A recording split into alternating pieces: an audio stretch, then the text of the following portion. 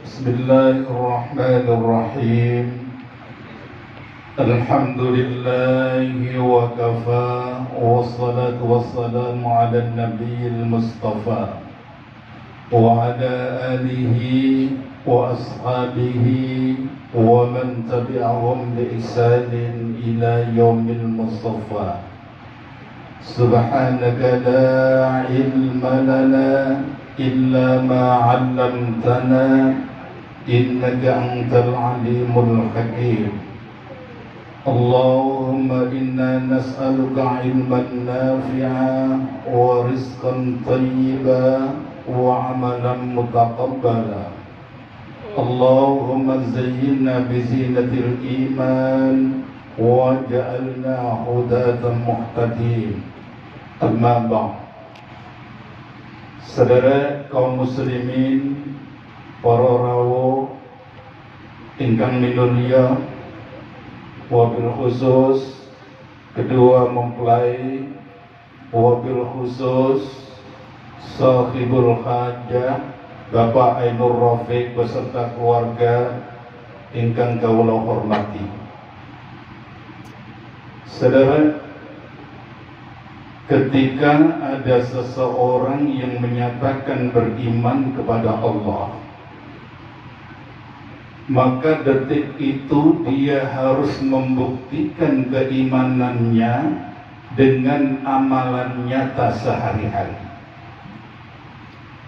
Sebab jikalau tidak, maka pengakuan keimanannya tidak akan diakui oleh Allah Subhanahu wa ta'ala.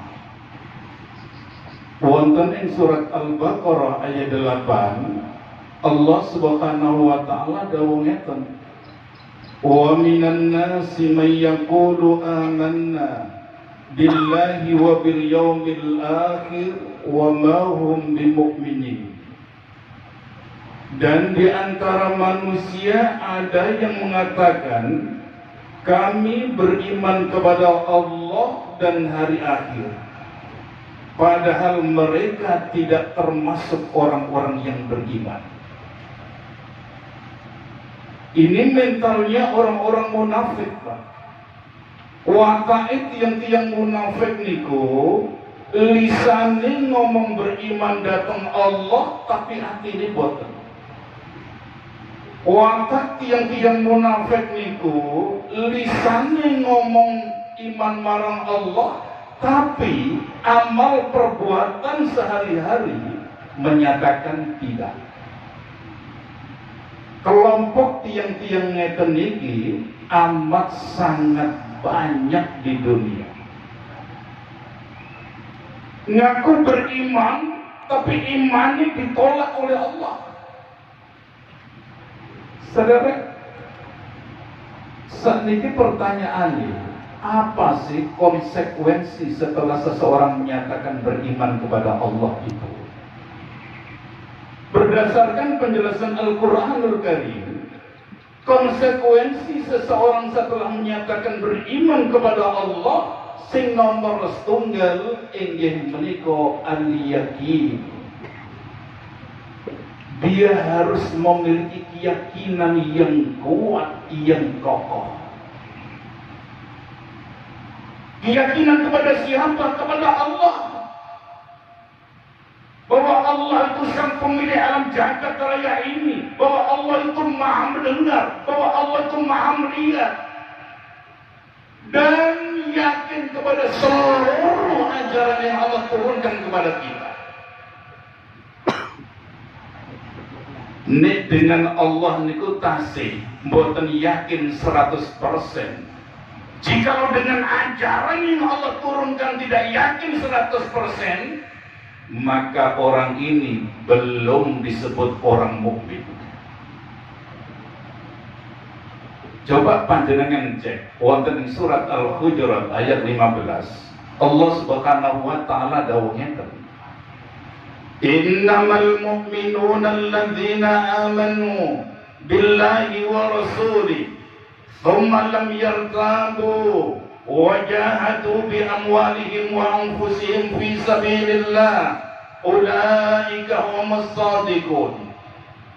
Sesungguhnya orang-orang yang mukmin yang sebenar-benarnya adalah mereka yang beriman kepada Allah dan Rasul-Nya, tsumma lam yartabu, kemudian mereka tidak ragu-ragu. Apa sih pun yang yakin, hakul yakin terhadap Allah dan seluruh ajaran yang Allah turunkan kepada kita. Tapi nek dari Allah itu saya ragu-ragu, beri syariat agama Islam itu kasih ragu-ragu, maka belum disebut yang si mukmin. Saudara, dalam konteks nikah kados ngeten iki, kadang-kadang wonten sebagian calon kemanten niku tasih ragu-ragu. Aku ini golek rapi apa iso ya ngekeki mangan bojoku. Aku iki golek rapi ke apa iso ya nek duwe anak iso nyekolahno anak, iso ngrawat anak. Ragu-ragu ngeten iki mesti mboten usah. Allah sendiri menyatakan iyyakunu fuqara ayyughnihimullahu min fadli. Nek kalian itu fakir, miskin, nanti Allah yang mendatangkan rezeki kepada kalian. Allah yang mengangkat derajat kalian. Itu sama jadi Allah. Kalau kita yakin bahwa Allah itu maha memberikan rezeki, kita yakin asal kita itu bergerak, Allah pasti memberikan rezeki. Termasuk boten ansar ragu-ragu dengan syariat yang Allah datangkan kepada kita. Pernikahan ini bagian dari syariat Allah. Ketika Allah mendatangkan syariat, demi Allah saya katakan, itu yang terbaik di kolong jagat raya. Panjenengan nanti boten berpikir, kira-kira nek menungso iki gak ana syariat sing jenenge pernikahan, dadi apa menungso? Kalau seandainya manusia ini tidak Allah datangkan syariat yang berupa pernikahan, dadi apa menungso iki? Perzinahan ada di mana-mana, kumpul kebo ada di mana-mana, lesbian ada di mana-mana, homoseksual ada di mana-mana. Begitu los, tidak ada aturan. Kaya apa menungso niki? Kaya binatang. Kadang-kadang kita sudah diatur macam begini ingin mawon, kata yang sebutan nurut kok. Niki bagian dari syariat Pak, sangat indah. Makanya pernah saya katakan, kalimat ijab kabul itu srit ngoten mawon. Itu konsekuensinya luar biasa dahsyat di belakangnya. Ini ono arek-arek bahasa ekstrimnya itu pacaran Pak, sampai 5 tahun 10 tahun pacaran saking suwe ini. Si laki gak ada kewajiban ngasih nafkah kepada si perempuan untuk ijab kabul. Tapi begitu ijab kabul diucapkan, maka dia wajib memberikan nafkah. Detik itu dia wajib memberikan nafkah. Ada kewajiban macam-macam di belakangnya. Islam sangat indah Pak, mengaturnya tadi. Dan itu harus kita yakini. Termasuk konsekuensi dalam konteks ayat niku wau, wajahadu bi amwalihim wa anfusihim fi sabilillah. Orang yang beriman itu wajib mau berjihad membela agama Allah, baik dengan harta bendanya atau dengan jiwanya. Itu konsekuensi iman Mbak. Jadi kalau dari wong rumangsa beriman tapi gak membela agama Allah belas. Agama Allah diinjak-injak, dilecehkan, Al-Quran diinjak-injak, dilecehkan, diem mawon. Saudara-saudara kita di Palestina dihajar habis-habisan. Paling boten tunggal umat Islam di seluruh dunia.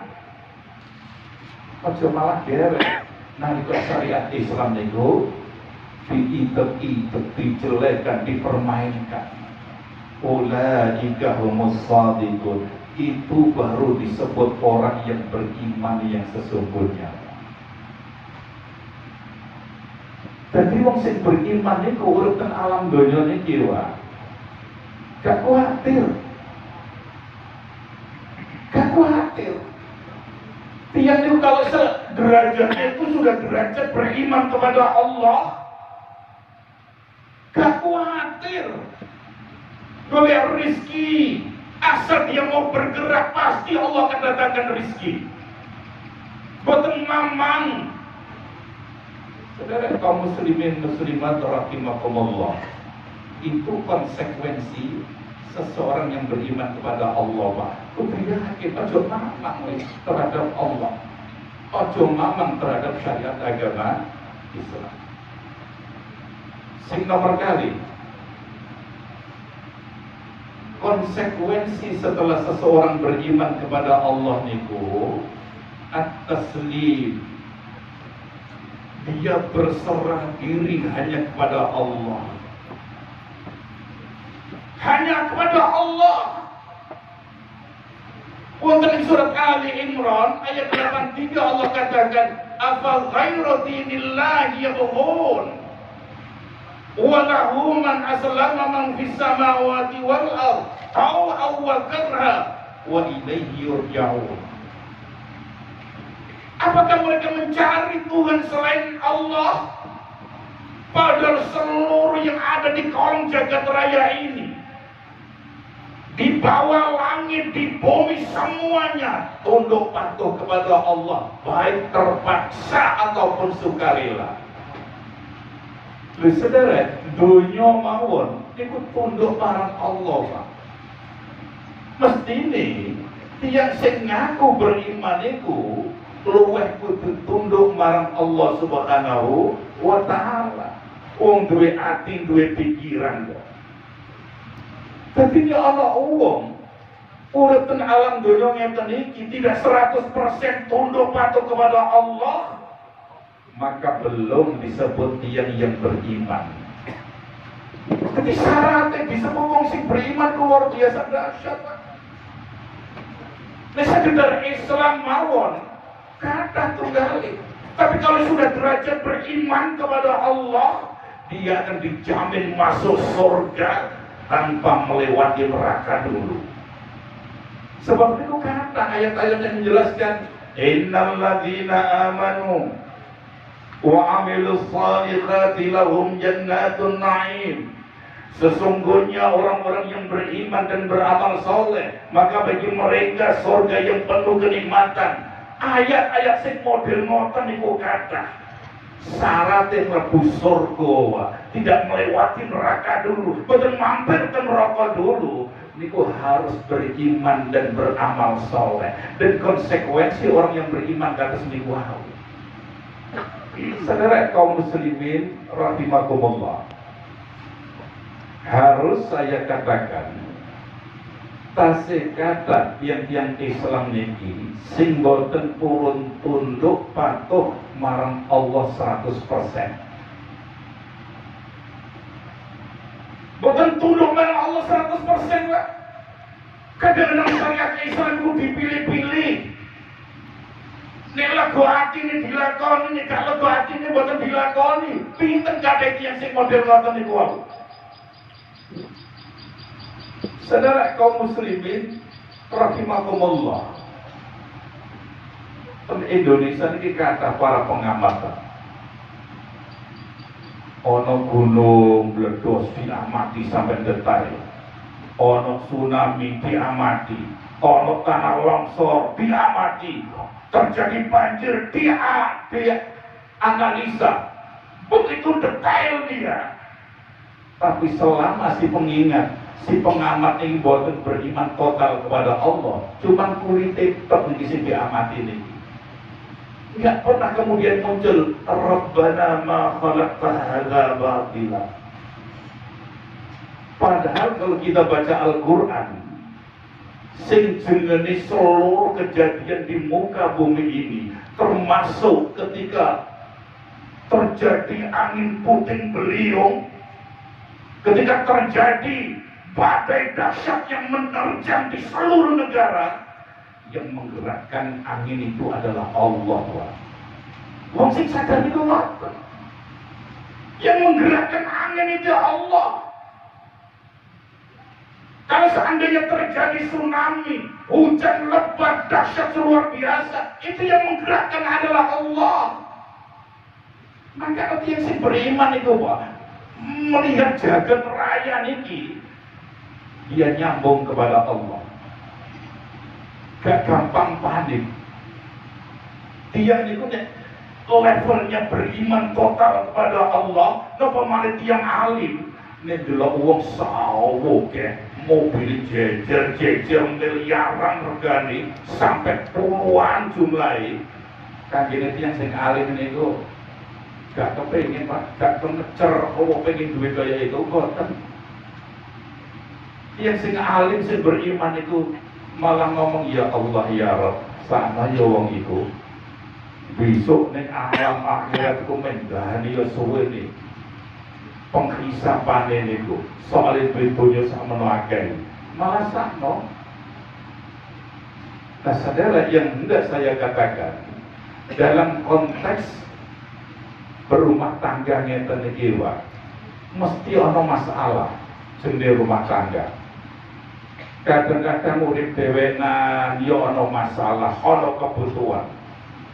Begitu nikah tambah masalah, ya masalah bene, ya masalah bojone, ya ana kebutuhan. Engko nek tambah anak, ya ana persoalan, tambah kebutuhan.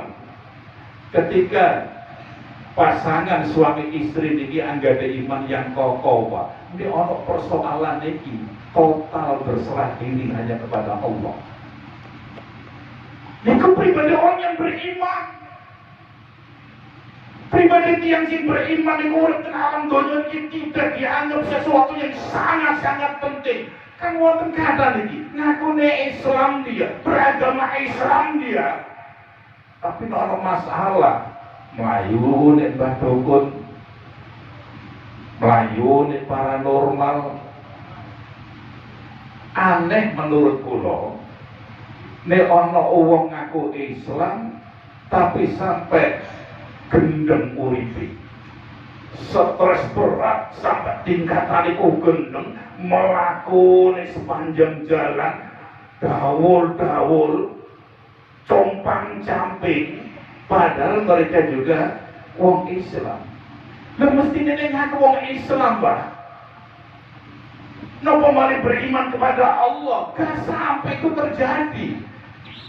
Sebab orang yang beriman kepada Allah itu nek ngalami nopo kemauan urip teng alam donya niki, langsung Allah dilibatkan. Nalika kena musibah yo eling Allah, anak lara yo eling Allah, kepepet ekonomi yo eling Allah, mestine tiyang sing beriman iku kudu ngoten. Sehingga urip ini gak serius-serius amat, gak sampai stres, gak sampai bingung. Uang ini sampai bingung nemen, Pak, sampai tingkatannya gendeng.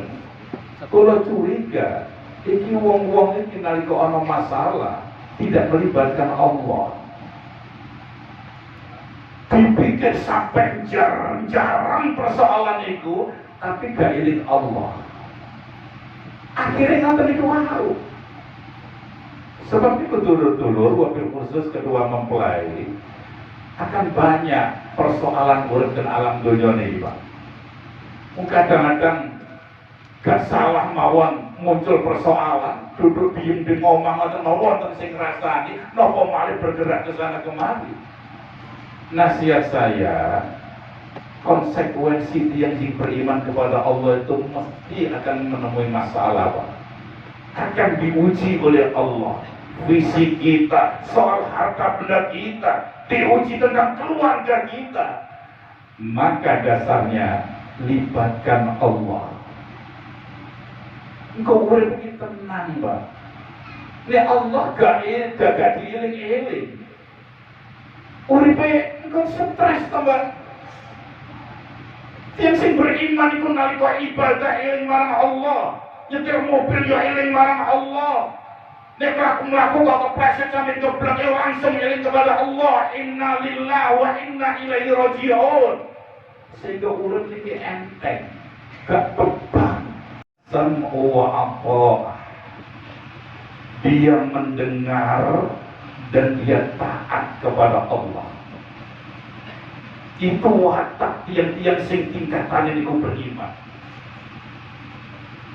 Allah Subhanahu wa taala dawuh, "Innama kana qaulul mu'minina idza du'u ila Allahi wa rasulih liyahkuma bainahum ay yaqulu sami'na wa ata'na wa ulaika humul muflihun." Hanya ucapan orang-orang yang beriman ketika Allah mengajak, menyeru, Rasulullah menyeru untuk melaksanakan hukum-hukum Allah, maka mereka mengatakan sami'na wa ata'na, kami dengar ya Allah, kami taat. Itu baru tingkatannya orang yang beriman, Pak. Yang melihat ada orang-orang yang tidak mudah datang ke masjid untuk sholat berjamaah, maka saksikanlah mereka itu adalah orang yang beriman.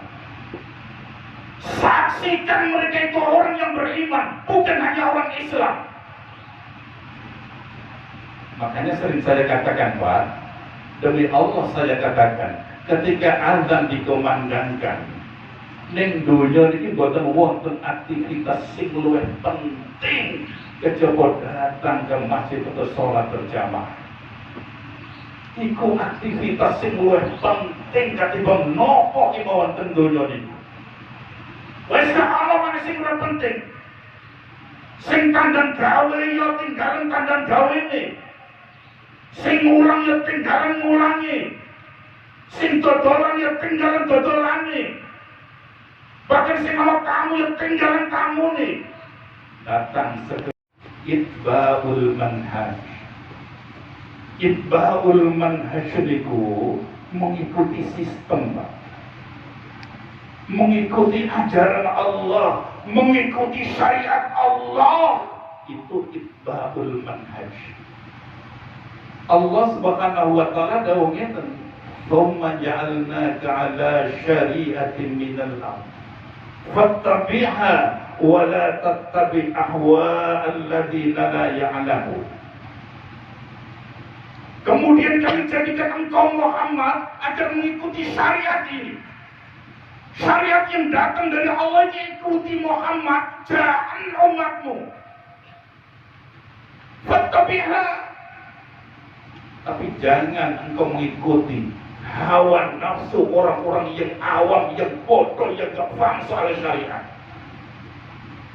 Saudara, berdasarkan ayat ini, konsekuensi seseorang menyatakan beriman kepada Allah niku kudu mengikuti syariat Allah, Pak. Kau enggak. Tidak boleh tidak. Allah niku kalau mendatangkan syariat, demi Allah saya katakan, kemaslahatannya itu akan kembali kepada kita umat Islam. Ini ono menungso gawe aturan, Pak. DPRD gawe aturan, DPR gawe aturan, biasanya aturan itu jenenge wong politik. Yang penting no golongane dhewe, partainya dhewe. Niku menungso. Nalika gawe aturan, tapi ketika Allah mendatangkan syariat, mendatangkan aturan, maka demi Allah saya katakan, aturan itu kebaikannya, kemaslahatannya akan kembali kepada manusia sendiri. Nalika Allah itu melarang sesuatu, Pak, mesti dibalik larangan itu soali bahayanya itu luar dahsyat. Kenapa Allah melarang minum-minuman keras? Karena jelas minum-minuman keras ini dampaknya luar biasa, dan itu sangat panjenengan buktikan. Pinten cakai gara-gara minuman keras kemudian teler dia memperkosa orang lain, nyetir mobil nabrak sana nabrak sini, kadang-kadang merampok, kadang-kadang tawuran. Banyak perbuatan yang tercela itu terjadi gara-gara minuman keras. Maka dilarang oleh Allah. Ikuti, sing dilarangi waktu sampai dilanggar. Demikian juga ketika ada perintah, mesti nalika Allah niku merintahkan sesuatu, di balik perintah niku mesti wonten manfaat. Makanya gak oleh nawar-nawar. Nalika Allah mendatangkan syariat niku konsekuensi orang yang beriman kepada Allah, dia mengikuti syariat ini. Diikuti syariat ini. Endi sing perintah itu diamalkan semaksimal mungkin, endi sing larangan harus dijauhi. Kan ini yang sing beriman itu dia lakukan. Tapi nggak apa sih Islam toba? Juga sampai samono. Ya buktinya akhir wong Islam tapi teler, wong Islam tapi korupsi, ngaku Islam tapi maling. Tingkatan dia baru Islam, belum beriman secara total kepada Allah Subhanahu wa Ta'ala. Sing nomor 5, Pak. Konsekuensi setelah seseorang beriman kepada Allah itu adamul kharaj. Adamul kharaj itu tidak merasa berat. Gak merasa berat nalika melakukan perintah Allah, melaksanakan syariat Allah. Kan gini yang saya beriman itu kecil, Pak. Gak merasa berat sampai kulino. Sampai wis kulino. Kan gini yang saya levelnya itu beriman kepada Allah, datang ke masjid untuk sholat berjamaah, tidak berat dia. Mengikuti kajian majelis taklim enggak berat dia. Sholat qobliyah ba'diyah enggak berat dia. Sholat tahajud enggak berat dia. Ini level yang sing beriman. Eneng, Pak, ringan melaksanakan hukum-hukum Allah ini. Fala wa rabbika la yu'minun. Maka demi Tuhanmu, kata Allah, mereka belum termasuk orang yang beriman. Hatta yuhakimuka fima syajara bainahum thumma la yajidu fi anfusihim kharajan mimma qadait wa yusallimu taslima. Sampai mereka menjadikanmu Muhammad sebagai hakim atas perselisihan yang mereka hadapi. Thumma la yajidu, kemudian mereka tidak berasa berat. Ini stresinya. Tidak merasa berat mereka Muhammad terhadap putusan yang kau berikan. Ini baru titelnya orang yang beriman. Gak abot, gak berat melaksanakan hukum-hukum Allah itu. Tapi tidak ada orang yang alam dunia. Apa yang melakukan perintah Allah kok berat, abot, mamang, ragu-ragu. Berarti dia belum disebut orang yang beriman yang sesungguhnya. Baru berislam dia.